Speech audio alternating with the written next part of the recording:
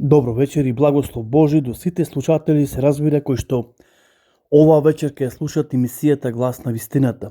На вистина од искрено срце, сакам да ве поздравам и сакам да ви посекам благослово Божи и оваа вечер која е пред нас. Нека на вистина и оваа вечер биде благословена вечер, нека и ова време кое е пред нас, кој што ќе го имаме како по милост Божја дадено, нека не биде на голем благослов. Се разбира, и јас длабоко верувам дека емисијата Гласот на вистината е емисија во која што можеме сите да се охрабриме и сите некаде да го пронајдеме нашиот одговор на сите нешта кои што го притискаат нашиот живот. Јас длабоко верувам дека сите овие серија предавања кои што ги имаме во емисијата Гласот на вистината, се надевам дека со Божја помош придонесов нешто во кое што ќе ве утеши и ќе ви даде една нова насока, нов поглед кон вашиот живот. Затоа ве охрабрувам да останете и оваа вечер со нас и верувам дека Господ од небото, кој е створител на небото и земјата, кој ги има сите одговори во свој раце, за кое што можеме да зборуваме и оваа вечер, дека нема нешто што е невозможно за него. Зошто? Затоа што Библијата ни го открива и така Бог му се откри на Аврам како Ел Шадај, како семојќен Бог, и дека за него нема нешто што е невозможно. Тој може се и тој дури може од мртвите да не воскресне. Многу често пати во текот на нашиот живот сме биле во одредени моменти и денови мртви во нашиот живот, но Бог преку Духот Свети, преку Исуса Христа, нашиот Господ и Спасител, не воскреснал и затоа сме денеска живи, затоа што сме воскреснати. Затоа што Бог не помилувал преку Исуса Христа, нашиот Господ и Спасител. Можеби оваа вечер сите сме разочарани, окупирани, притиснати од работите кои што ни се случуваат, безнадежни, размислуваме дека животот веќе нема смисла, работите излегува надвор од контрола. Не сте можеби посакувана личност, ниту добродојдена кај некого. Се чувствувате отфрлени, изиграни, подценети. И сето ова денеска нам на сите ни се случува. Но денеска најчесто поставени прашања, покрај ова што денеска ни се случува, ние најчесто пати имаме и прашања, но за жал понекогаш, да бидеме искрени, не добиваме ни одговор. Ние во претходните емисии, во емисијата Гласот на вистината, зборувавме точно за одговори на сите наши поставени прашања и видовме дека некои од прашањата немаат одговори или немаат објаснување, но видовме некои дека се под сотонски напади или од сотонски напади, а некои се од работата кој ние секојдневно си ја вршиме. Како што реков, поставени прашања. Ке има ли подобро утро? Ние почнуваме да сонуваме и размислуваме секојдневно дали ќе има подобро утро. Еве, лека по лека, влегуваме во крајот на оваа година и размислуваме дали ќе има подобро утро, затоа што веќе на вратата, на кваката сме од излезот на оваа 2022, за да можеме по Божја волја да пречекориме во 2023 година. Навистина, интересни прашања, што ќе се случува во оваа 2022 година до крајот на оваа година, не знаеме. И не знам дали има логика да размислуваме за 2023 година.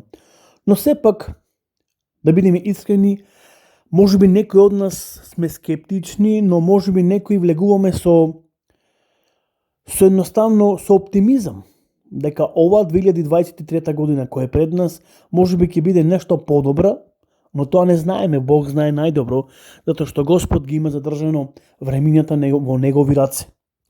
Затоа убаво е да се молиме, да бараме од Бога, да не размислуваме за оваа 2023, Библијата ни зборува дека треба да живееме, дека секој еден ден како да ни е последен ден.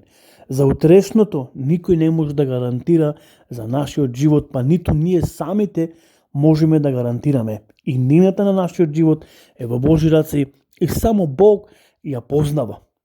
Но сепак како луѓе, јас мислам дека имаме право да сонуваме и да размислуваме за едно подобро утро и не само за нас, туку и за нашите деца, за нашите семејства, за нашите пријатели, за нашите блиски фамилии, за општеството, за народот, да размислуваме дали ќе има едно подобро утро. А јас верувам, каква што е таква ситуацијата во која што ние сега се наоѓаме, сите, многу често пати размислуваме за едно подобро утро. Дали ќе имаме подобро утро? Потоа, ќе има ли крај на сето ова што денеска нам ни се случува? Може би си поставуваме прашања, а зошто сето ова ни се случува? Зошто е баш вака? Зошто не е поинаку? Ќе има ли крај на агонијата? И X прашања кои што ние си ги поставуваме. Зошто врвиме низ оваа агонија, како што реков? Дали ќе има крај? Зошто е баш вака? Сите овие поставени прашања се многу реални и се дел од нашиот живот и имаме право да ги поставиме. Но реков, најчесто пати немаме логични објаснувања зошто ова е така. Но, возлюбени, сакам ова вечер, како и сите минати вечери, да се охрабриме преку Светото Писмо, преку Зборот Божи, кој треба да биде авторитет во нашиот живот и преку верата во Исуса Христа, нашиот Господ и Спасител. За сите прашања кои што секојдневно си ги поставуваме, Библијата има одговор за сето ова. Не си сам, сите сме заедно и сите заедно го поминуваме сето ова. Но прашањето е, дали веруваш во Бог, се разбира и во Неговото Слово Божјо. Колку добро го разбираш Бог, колку добро му веруваш на Бог и колку го читаш Неговото Слово Божјо. Ова се клучни прашања, приоритетни прашања во нашиот живот, од се што е приоритетно, за се она што ние размислуваме дека ни е поприоритетно, сметам дека овие две прашања би биле најприоритетни прашања во нашиот живот. И не само најприоритетни. Мојата препорака оваа вечер е да бидат водилка во нашиот живот и тие да не управуваат. Всушност, да дозволиме овие две прашања да го водат и да го трансформираат нашиот живот. Затоа што длабоко верувам, ако нешто може да ја обнови нашата држава, да го обнови народот, тоа е Бог и Неговото Слово Божјо. Кога ќе го читаме Словото Божјо, ќе видиме неколку примери, неколку интересни или уникатни настани, ќе видиме како Божјиот народ се соочувал токму со едни вакви предизвици.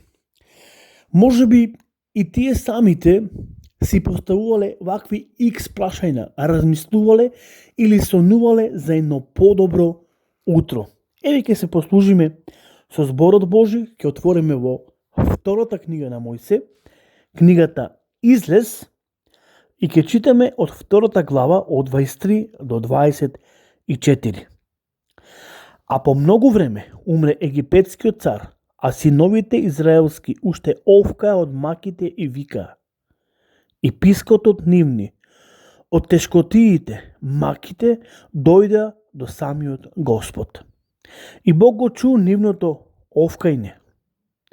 И се сети Бог на заветот свој со Аврам, Јаков и Исак. И потоа Библијата вели, и Бог погледна на синовите израелски или на синовите на Израел и се смилува на нив.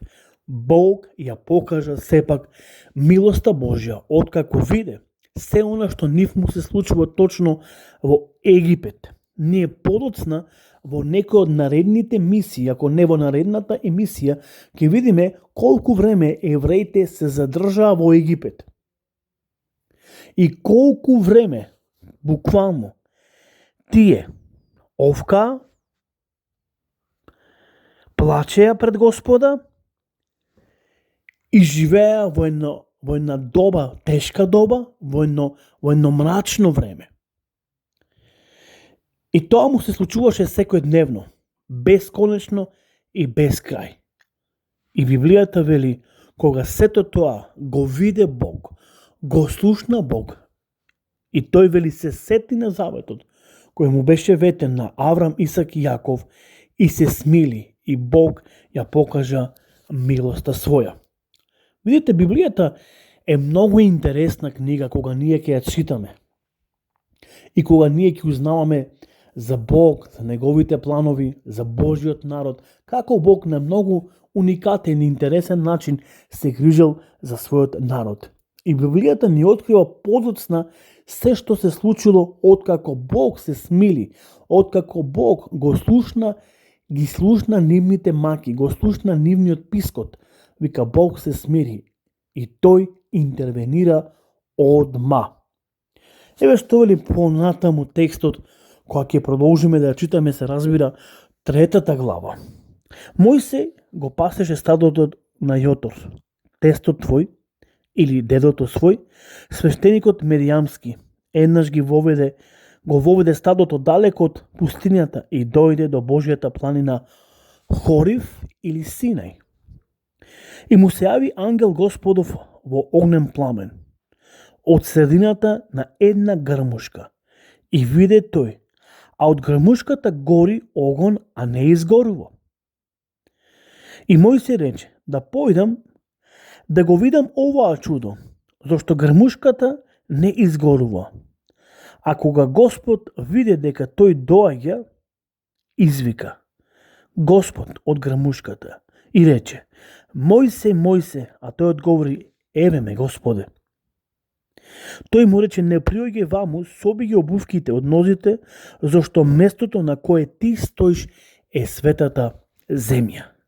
И уште му рече Господ, Бог, јас сум Бог на Аврам, Исак и Јаков. А Мојсе го закри лицето свое, зашто се плашеше да погледне во Бога. И Господ му рече, го видов страдањето на мојот народ во Египет и го чув пискотот негов. Од надзорниците позната ми е неговата мака. Гледайте, како Господ интересно, на еден уникатен, одма реагира, одма презема мерки. Вели, го видов пискотот на мојот народ. Ја видов и позната ми е маката негова. И понатаму текстот вели, па слегов да го избавам од раците египетски и да го изведам од таа земја и да го воведам во земја добра, пространета, во земја каде што тече мед и млеко, во земјата на хананејците, хејтејците, аморејците, перизејците, евуистејците и јуистејците. Така му вели Господ на Мојсей. И еве го, сега викот на израелските синови стигна до мене. И јас го видов гневот со кој ги мачаат египјаните. А сега, појди, јас те испрекам кај фараонот, за да го изведеш од Египет народот мој и синовите Израелеви. Еве како Господ одма интервенира. Како Бог сака да го реши проблемот на евреите, проблемот на Божиот народ, на израелскиот народ, затоа што вели, го видов и позната ми е маката нивна. Ги слушнав сите нивни проблеми и грижи со кои тие се соочува. Видов дека тие сонуваат за едно подобро утро. Но мојата намера, мојата цел е да го изведам народот Божи од Египет и да го воведам во распространета земја, во земјата во која ќе тече мед и млеко. Всушност, земјата на која им се заколнив и им ветив на татковците нивни, на Аврам, Исак и Јаков. Интересно како Бог овдека на еден интересен начин сака Бог да им поручи на евреите едно подобро утро. Денеска Бог сака и тебе да ти понуди едно подобро и прекрасно утро, затоа што тој гледа, слуша. Бог ја знае нашата болка и тој не останува пасивен. Тој реагира одма. Затоа ова вечер ајде сите заедно да му ги препуштиме сите наши проблеми и грижи на него и тој ќе се грижи за нас. Бог ќе интервенира и Бог знае најдобро како да се справи со сите наши проблеми и грижи. Ајде заедно да му ги оставиме нашите потреби и нашите грижи во негови раци и тој ќе интервенира, затоа што тој гледа, тој слуша, тој ја знае нашата болка и тој не останува пасивен. Реагира. И тој ќе ни помогне на сите нас да излеземе од една ваква агонија и да имаме едно подобро утро. Подобро утро само со Бога. Во името на Исуса Христа, нашиот Господ и Спасител. Затоа ви посакувам една убава и благословена вечер. Господ нека биде со вас, се разбира, до наредната емисијата Гласот на вистината. Пријатна вечер и Господ со вас. Амин.